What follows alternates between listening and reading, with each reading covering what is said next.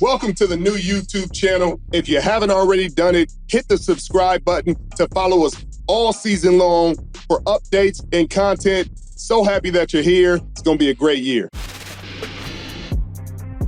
Welcome back to the Richard Sherman podcast. We got an incredible guest today, the incredible Cam Jordan, my classmate of the 2011 class. Obviously, I've been retired for 3 years and he's still playing, so that tells you just how great he is.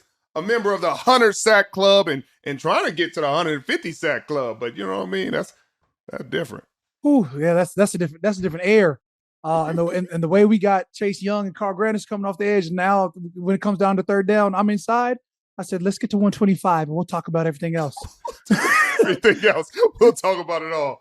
Man, you got to be feeling good. Y'all started the season on fire. That boy Rashid Shaheed is out there giving everybody, you get a post. Oh, you need some heat? You get it too. Say sheesh. Mm-hmm. The need for speed is real now. Hey, safety up top, corner underneath, don't matter. I'll outrun them both. Okay, I got them both. Look, when I went to Tampa for a little while, we were studying, I said, yeah, so if I see him lined up and they in 12 or 21 or 22, I'm going to go ahead and just head to the post. If you catch something else, you got it, babe. But I'm going to go ahead and I'm going to take at least one thing away from him. I'm taking this away. You ain't about to bomb me. Yeah. You could try to do that, but then that's when Chris Olave says, hey, if he's a 4.2, I'm a 4.29. You know, like, sheesh. Yeah, come to this other side. Come get this work.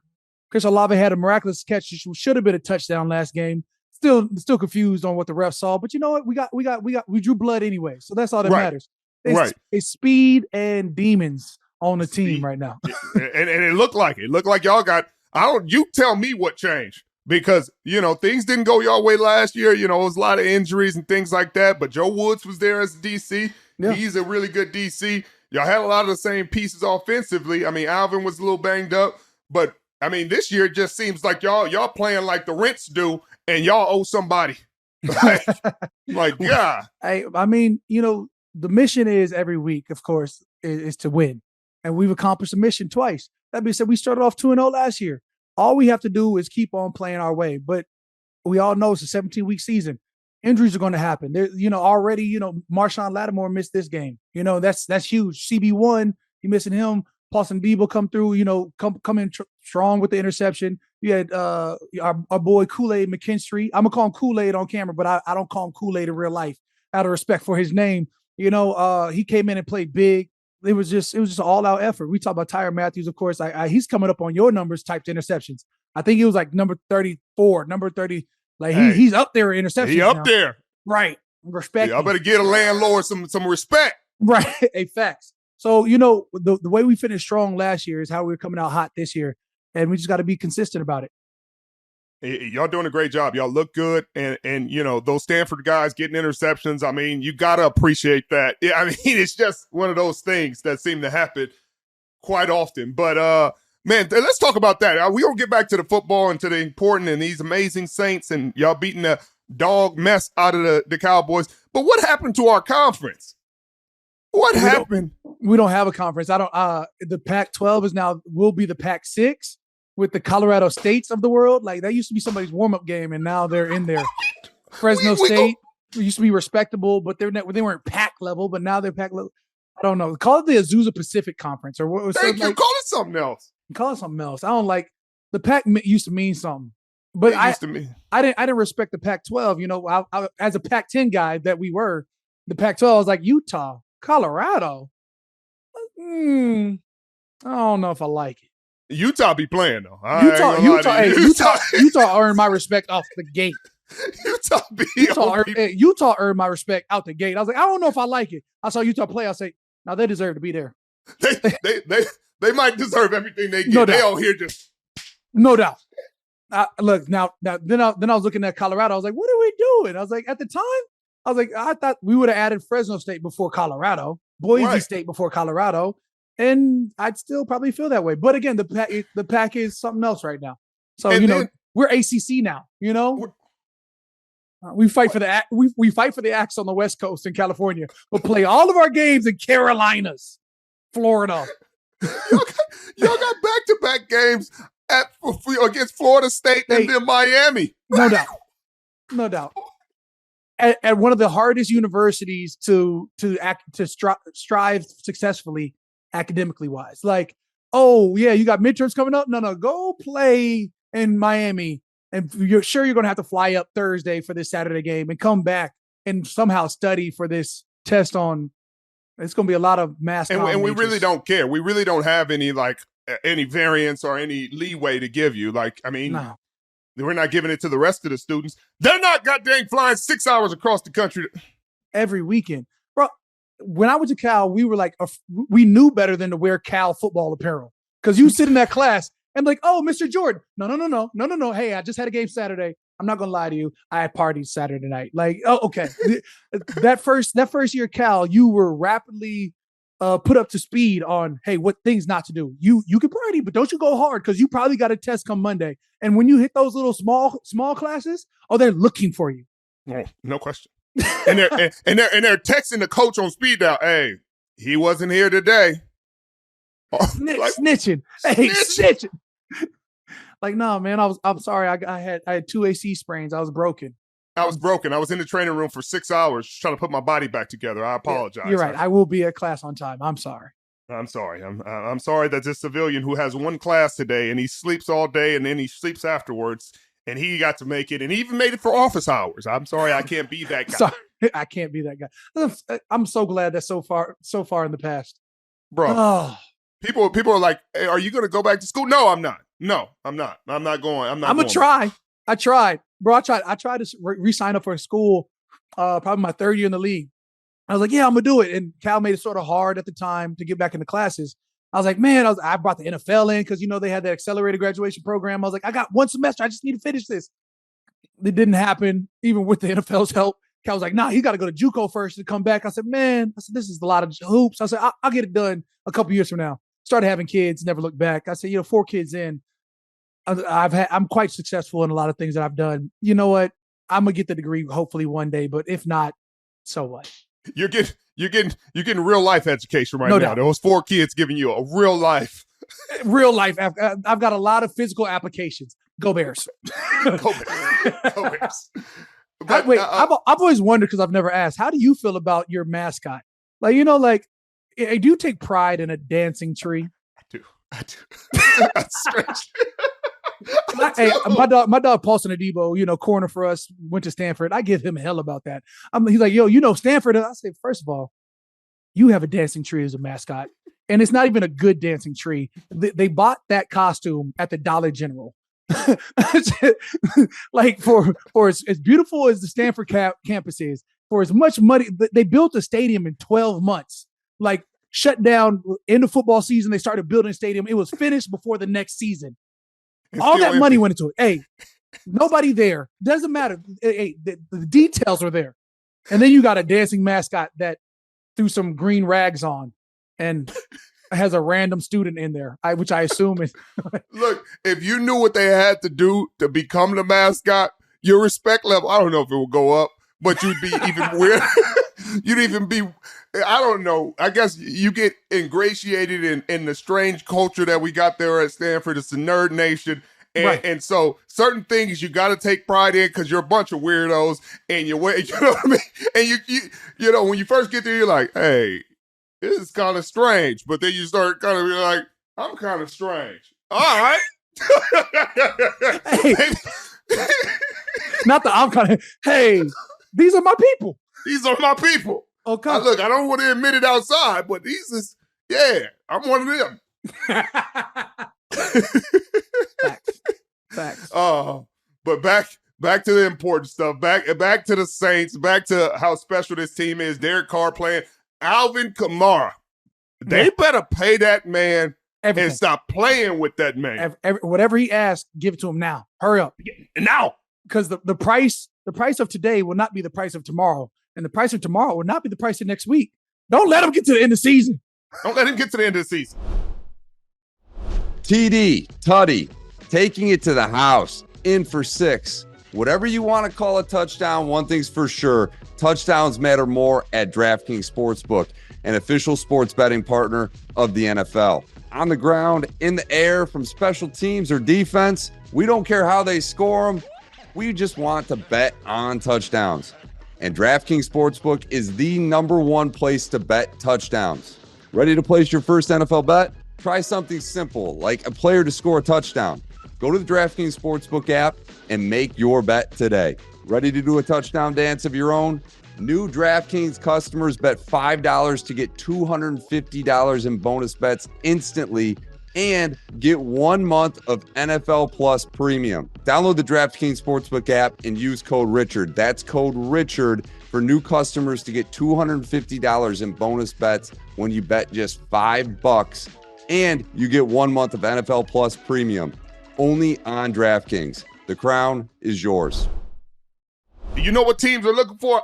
Look, you could say the running back market is going down and what's happening to it, but you know whose market ain't? AKs. AK and Christian McCaffrey. They were in a different realm already, and you can see it. Everybody can see, oh, that's why they get paid. That's why. Thought AK got tackled like 4 different times in Sunday's game. He comes out, still scores a touchdown. I said, yo, I'm not going to lie to you. I thought, how did he? We looked at it at 2 different angles, and I still scratched my head and was like, how? Like showed it in front of the team. Hey, this is a great run. Yeah, the hell it is. Because how? Well, this Houdini ass running back. Like, you know what? I've had respect for him since day one as well. Like, he came in as a rookie, what was that, 7-8 years ago? And, you know, they were like, oh, he's a good running back. I saw his speed. And I was like, nah, we gonna tax him. And that was back when we used to go live, probably like once a week in training camp. And I tried to smack AK, like try to put everything I had into him. I was like, I'm going to teach young boy this to lead. And I hit him. And like he caught some air and like took a back step. And had he not landed out of bounds, he would have took off again. And I was like, and I gave him everything now. Like I gave him the ooh-ah, the beat the tackle real quick for the shed in the backfield, the bomb. He landed and then started moving again. And I said, oh, he's real deal. Okay. There's only a few running backs in this league I've ever. Okay. All right. I said he's running like prime Adrian Peterson at the Vikings. Just said, okay. He's got shakes like you know, what is it, Chris Johnson 2K, CJ 2K. Come on now. I was like, he's running smooth now. Like, it's deceptive. He's got Deshaun Jackson type strides. Like, you're like, he ain't even really running until he outruns your safety. And you're like, oh, shh. Until you're watching the fastest guy on your team get walked away from, and you're like, oh, exactly. That's all you got. You got a lot of, wow. Ooh, okay. I thought I had an angle on him. You know what? Well, he just looking like that movie line talk about. He makes the fast people look not so fast. Look, I grew up with D-Jack since we were kids. We played baseball together since we were like 7 years old. So you got to know, when I got to the league and he was doing that, anytime I lined up in front of him, I knew exactly what was going on. I'm under no disillusionment of what's going on. I know exactly what he has to offer. I am going to the goal line. And if they want to throw it over there, I'll be there too. But I'm not about to get in a foot race with him. No. It's one of them ones. One of them ones. Yeah. And I played Alvin one time, bro, when I was in San Francisco. I think that was the only time I've ever played him. I think he might have been hurt the other time we came there. But, boy, when you talk about somebody where it looked like he's stopping the time and he's like, what move y'all about to make? Okay, let me start it again. Excuse me. Let me get out the way. Up, where you going? Up. Why are you on my legs like that? Yeah, please get off. Get off my legs. Let me cruise. Where's my offensive line? Here, get in front of me. I don't feel like running fast right now. Just block him real quick, and then I'll accelerate after. I was like, God, who is this dude? And why is he making us look like we ain't pros too? I'm a pro. I'm a pro. I'm an all pro. I'm an all pro. I go after him now. Right. Like I'm one of them now. Yeah, look, I don't know whose film he watched. It's like he grew up watching Marshawn Lynch and the way Marshawn used to be able to use the blockers in front of him and then still cut at the same time. He must have been watching Frank Gore with some of from the hits that he hits between the tackles. I was like, in terms of how he ran, he must have seen like prime LaShawn McCoy and CJ 2K. Like I said, I don't know where his game came from because I can't relate it to anybody. No, because it looks like he out there just chilling, like he didn't walk through in a full game. He like, hey, let me take this, bang, bang. You get this move, cool, right behind my old line, step, jab. Like, God, like, Touchdown. Touchdown. Like, these ain't bad tacklers. These ain't bad defenses. Man, it's crazy. My man hit the hole yesterday, or not yesterday, Sunday, and Eric Kendricks, who's a hell of a linebacker from Minnesota Vikings to the Chargers, now over to the Cowboys, went to wrap up. Next thing I know, Eric's on the ground. I said, "What the?" I said, "Hey, yo, bro, that's AK effects." Yeah, right. I'm right. sorry. Like, I got a high level of respect for you, and he won them. He won them. Sorry. Yeah, there's a reason. But we got y'all this year again. We got y'all this year in a big game, a really big game, a crazy game. I know it's going to be crazy in New Orleans that day because I think they're retiring Drew's number or jersey or all that, having his ceremony. Sean Payton is coming back. I'm going to be in there with. Oh, How are they going to wait? You said we? You claiming Denver now? No, Thursday Night Football. Oh, okay. Look, Jeez. Hey, I was looking your I was looking for your loyalties here. I was like, all I know is Sunday Philly, and then I think we got Can't Atlanta after that. So you said we. I was like, hey, we don't play the Niners this year. I was like, wait, we don't have Seattle. No. Okay. I was like, we got Thursday Night Football. Thursday Night Football. Yeah. Against Denver. I know that. That's Sean Payton, October 17th. There we got go. that one circled. Yeah. Not that I have it circled, that I'm quite aware. The city has it circled for sure. And the moment the schedule came out, the city was like, October 17th, we got Sean Payton. So I didn't know it was a Thursday, but I knew October 17th, Sean Payton was coming to town. The city has told me about it multiple times. I'm in the streets. Hey, I hope we beat Atlanta, the Cowboys, and Sean Payton on October 17th. I said, damn. Good morning to you too. I want the Saints to do really well as well. Right. Look, my boy BB Brandon Browner, who's played for the Saints for a couple years. He told me how cold those fans are. He said, I guess y'all to get from y'all facility to the parking lot or something, like you got to, or maybe it's the stadium to the parking lot. You got to walk past a nice strip where fans can be. Yeah. Yeah. And he said they do not mind giving you a piece of their mind. All of them. all the Saints Nation. They just they fully bought in now. They've been watching the Saints since their grandparents took them to their first game. Since their parents took them to their first game, they're just legacy watchers. Like I remember the game at Tulane if they're old enough. And oh man, my grandpa took me to our first game and I'm gonna take my kids. Can't wait to take their kids to the Saints game. So they bought in now. And so right. There's 2 games you can't lose a year, and that's against the Atlanta Falcons. And whatever happens. Well, we don't lose no dirty birds, no stinking. I said, God, okay. And now I get it. I understand it. Like 14 years in, I get the pain. I feel what it is to win and beat Atlanta. And then the Cowboys somewhere came up in there, and then everywhere else there's always like rotate. In the league there's rotational rivalries. Like you have one, and it's Atlanta, but then there's like what'll pop up be like Cam Newton in Carolina, and it'll get a little energy, it'll get a little wild. You're like, oh right, no, I see where you're coming from, bro. Like okay, we challenge them, and then they disappear, and then it'll be like they pop up, and it'll be like Philadelphia for year 2 because you saw them in the playoffs, or Minnesota is like, oh no, we need our lick back. Like this you'll have the rotational rivalries, but there's always going to be your first love and your first hate. And your first hate. Your first hate is going to be Atlanta. Right. But now look, the cup of coffee I spent in Tampa Bay that year, I realized there's a genuine hate there too now. But that's one-sided. That's more hate from Tampa to New Orleans than New Orleans to Tampa. That's fair. Fair. It's legitimate. No doubt. No doubt. Like from because we played and it was the Josh Freeman era and the Jameis era. And then it was like you had 2 really good years with Tampa. With Tom. The Tampa era, and that's what they're still holding on to. They're like, hell yeah, you got to respect us. Calm down, bro. Like relax. You're no longer in that era. It was short-lived, and you got a lot of success out of there. We get it. But y'all was beating them in that era because y'all want to say y'all only lost in the playoffs in that time because I came and I could not believe we lost that game. I didn't play in it because I was hurt. We lost to like Simeon or somebody. It was like 3. I think Jameis got hurt, and then somebody. And then Trevor Simeon was in that thing. Simeon came in there tossing the rock around the yard. I said, I looked at my cleats. I said, it might be that time. It might be. Hey, look, again, it's one-sided from, they're like, yeah, you're going to see us. really not worried about you, bro. We got Atlanta next week. Like we got bigger games we got to play. And then y'all won a Super Bowl, and they're like, yeah, you scared of us. I think we beat y'all 9-0 with Tom at the helm. Relax. Take it easy. Right.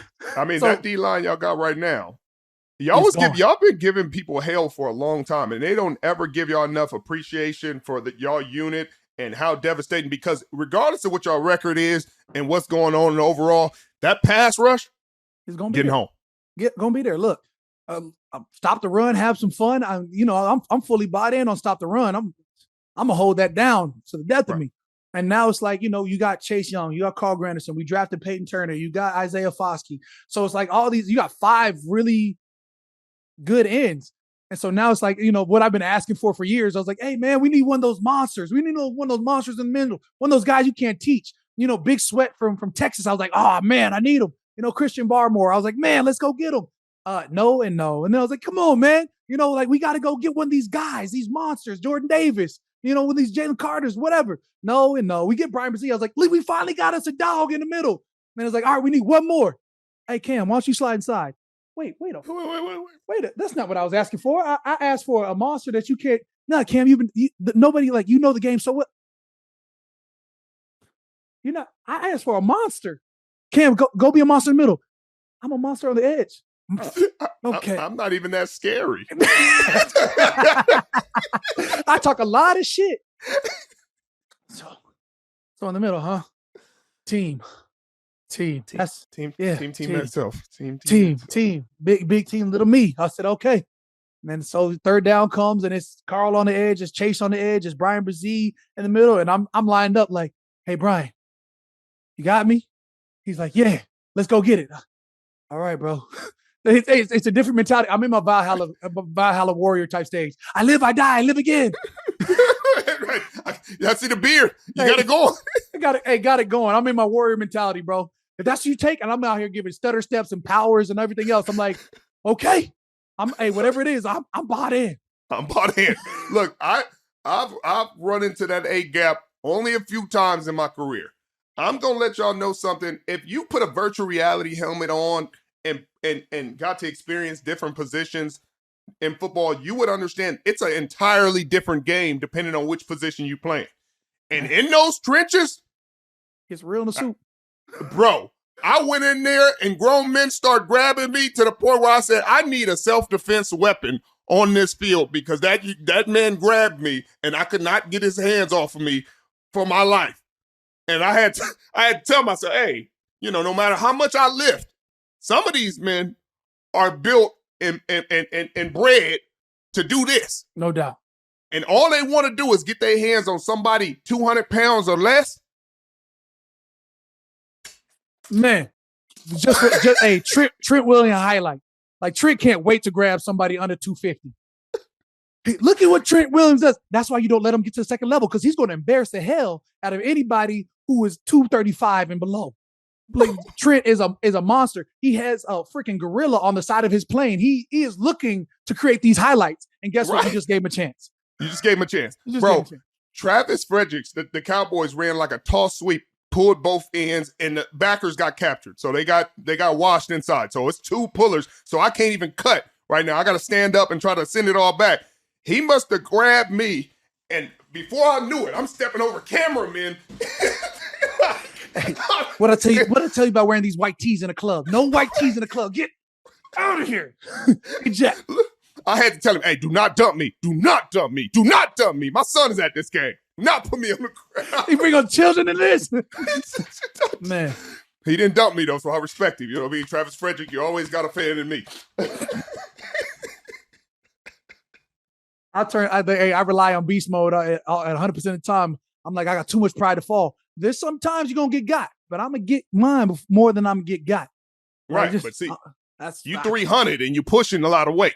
Man, I'm going to have to be 300 soon, but I'm not going to be there. In fact, I'm going lighter. This year, I'm going lighter. Hey, I've normally played like 285, 290. I'm 275, and I may even touch 270. I'm going faster. Hey, if you need faster than speed of light, I'm going Aaron Donald. Are you going to go Mike Bennett? Nah. Mike B had them little ass pads, bro. He was an AC problem waiting to happen. Like, I know his shoulders hurt. Like, there's a reason why Mike B disappeared for a while, because he probably had to go to reconstructive surgery on his body. I know he disappeared and did some like Motherland, Graceland type stuff to get his body right. Because Mike B was wearing yo pads out there. 100%. And with the little shoulder things cut off. Shoulders out, taking on blocks. I say, yeah, nah, fam. I need that. So tell me about this DN summit that they had. You know, I think that's one of the coolest things. I know Kittle and those guys do the tight end U and all that. Yeah. And Von, I don't know if Von started. Von for sure. You know what it is. Von started. It was the pass rush camp probably 12 years ago, 11 years ago. And then 2 years ago, he was like, hey, Cam, I want to make this like huge. I want to make this big. I want to make this better. Like, we already have some guys, 15, 20 guys show up. We get work in, all this other stuff. He's like, I got dreams of this being ours. I was like, man, Von, the visionary, brings in Max Crosby, myself, between that, we make it the pass rush summit.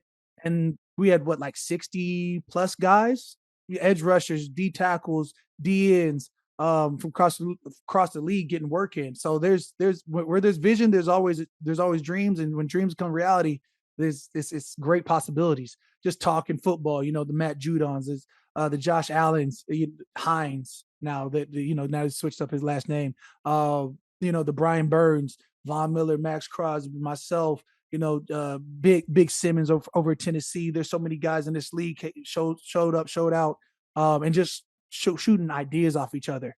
And you got something like that, like learning mentalities, teaching different pass rush moves. It's only going to be beneficial towards you, and it's just to be around greatness. You're like, bro, I got to go get it. I literally was sitting at like 287, 288. And I was like, all these skinny mugs around me. It's time to see what this skinny life's talking about. Von and Max ain't nothing but 255 with their backpacks on. Right. I said, all right, time for Skinny Cam to show up. Boys got me. Y'all got me. Up. No doubt. I was like, I hit camp. I got to like 268. And I was like, yeah, Skinny Cam here. And they're like, Cam 3 technique. I was like, Skinny Cam can't be here. Skinny 275. Okay. I was like, we go eat again. Skinny Cam, go. Does he have a white shirt on? Cause at the 3 technique, I could probably suffice. I slid over to the nose one time. I'm over the center. I said, oh, no. To this Skinny Cam can't do this. Okay. Mm-mm. Medium Cam. Bro, they be punching. They be trying to punch through chest out there. Man, I had to make sure all my blitzes go to the outside. Look, you could be in that middle and be like, oh, yeah, I'm going to handle this center expeditiously. And that guard be like, yeah, but what about these hands? I didn't even finish with him, bro. Right. I can't. The swipe won't work if we're already engaged. Right. Could you just wait 1 second? Let me beat him real quick. Yeah, let me beat him, and I'll get to you in a second. Okay. So it's a new life. It's a new realm. And, it's a new way of learning, but that's exciting too. So you go from like, nah, you know who I am, to, you know what? I can be dominant anywhere. And I fully believe that. So let's go get it. I love it. And I love how much, because it seems like everybody's getting a lot out of that. You giving a lot, I see you giving technique and giving a game to the young guys. And it's so needed, because you only respect so many people in this league. You're not about to just sit there and listen to anybody, even some of these coaches. I'm not about to sit here and listen to you tell me how to be great when I saw your tape. Right. Like, don't talk to me about this. I know what your tape looked like. Now, there's other coaches who never played the game that got the utmost respect. Yeah, we'll listen to everything you say because you're so prepared. You game plan right. You put the work in. I know you know what you're talking about. But when you hear it come from a player that played at such a high level that you watched and you always wanted to know, man, what ingredients are in that what he cooking up? Because did you watch Von this week? Man. On Thursday? I'll say this last Thursday. Yeah. Von is back in action, bro. The long arms, the ghost moves. I'll say he's acting up right now. Acting up.